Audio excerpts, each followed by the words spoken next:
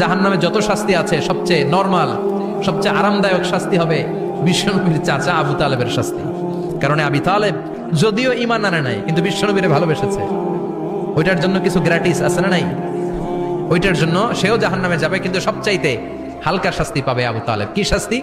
তার পায়ের নিচে পড়িয়ে দেওয়া হবে ইউদাউ ফি আখমাসি কদামাইহি জামরাতান ইয়ানি নালান, দুইটা জাহান্নামের জুতা তারে পড়িয়ে দেওয়া হবে, ইয়াগলি বিহি দিমাগু, ওই দুইটা জাহান্নামের জুতার আগুনের উত্তাপে আবু তালেবের মাথার মগজগুলো গলে গলে নাকের ছিদ্র আর কানের ছিদ্র দিয়ে বেয়ে বেয়ে পড়তে থাকবে।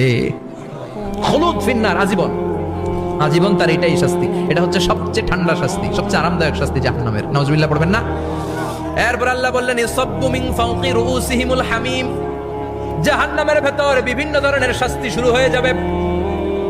কারো মাথার উপরে টকবকে গরম পানি ছাড়া হবে, কাউকে লোহার হাতুড়ি দিয়ে কানের নিচে পিটিয়ে পিটিয়ে গোশত আর হাড্ডিগুলো থেতলে দেয়া হবে, কাউকে আগুনের মধ্যে ঝলসে ঝলসে দেহটারে সারখার করে দেয়া হবে।